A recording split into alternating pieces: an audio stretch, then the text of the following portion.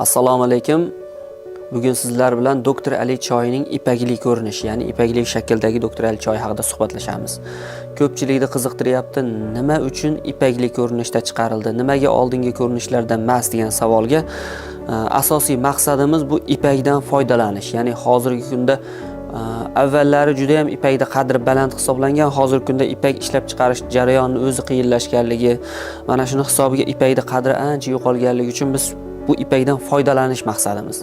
Chunki ipakda aniqlangan 98% gacha tarkibida oqsillar, ya'ni aminokislotalar saqlaydi degan ilmiy ma'lumotlar bor. Ya'ni tarkibida 18 xil aminokislota saqlaganligi hisobiga bu ipakli choylar ishlab chiqarildi. Endi organizmda shunday jarayonlar borki, aminokislotalarni ikkiga turga bo'lamiz biz organizmda. Organizm tashqi muhitdan kirgan mahsulotlardan o'zi ishlab chiqaradigan aminokislotalar va tashqaridan hech qanday tushgandan keyin hech qanday o'zgarishga uchramaydigan aminokislotalar. Ya'ni organizm uni o'zi ishlab chiqara olmaydi. Ya'ni 10 ta turdagisini o'zi biz yegan ovqatlarimizdan shaklda o'zgartirib o'sha shu ko'rinishga olib kelsa, qolgan 10 ta turini o'zi hech qanday aralashuvsiz tashqi muhitdan tayyor holatda organizmga tushishi kerak. Endi aminokislotalarda nima keragi borsa, aminokislota degani bu oqsil degani. Organizmda 3 xil mahsulot bo'ladi: yog'lar, oqsillar, uglevodlar deb olinadi. Yog'lar bilan uglevodlar asosan energetik manba hisoblanadi organizm uchun. Ya'ni harakat, barcha energiya zaxiralarini manbasi hisoblansa, oqsillar bu organizmning qurilish materiali hisoblanadi.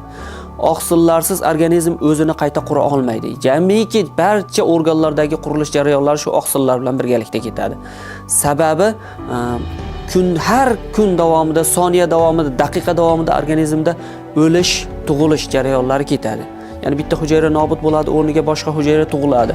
Oddiy misol uchun qondagi hujayralar, eritrotsitlar, trombositlar, leykositlar deymiz. Ular tug'ilib, o'lib, o'zini ma'lum bir yashash kunidan keyin nobud bo'ladi, o'rniga yangilari suyak iligidan tug'iladi. Mana shu tug'ilish jarayoni uchun oqsillarsiz shuni iloji yo'q ekan umuman.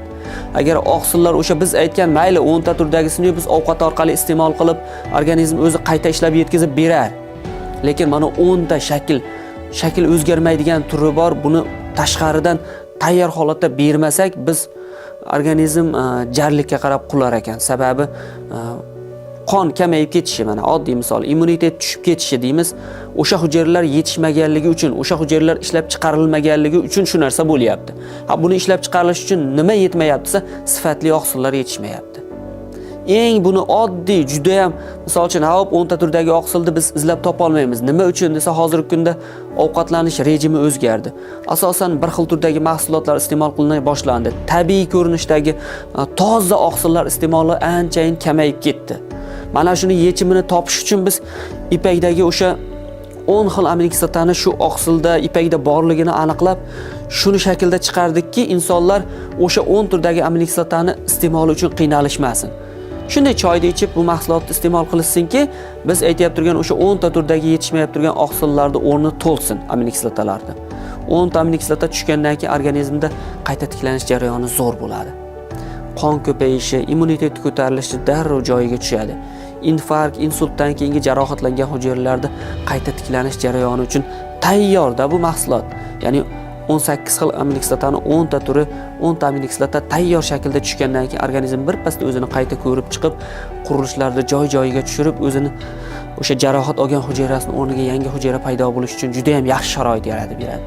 Siz uchun biz bitta Dr. Ali choyini ichib, asablarni tinchlantirdik, qonni suyultirdik, ovqat hazmini yaxshiladik, jigarni tozaladik, virusni o'ldirdik, emasda endi.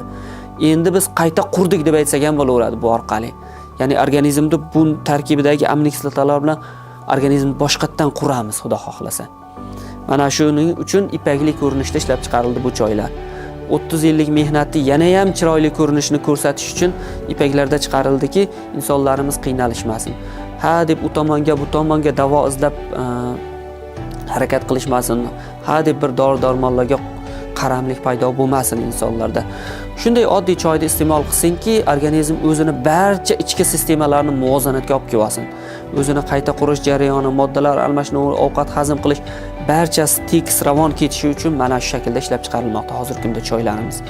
Barcha bemorlarimizga tavsiya etamizki, bu juda ham foydali bo'lgan mahsulot. juda ham ko'pchilik foydalansa natija oladigan mahsulot inshaalloh, Xudo xohlasa.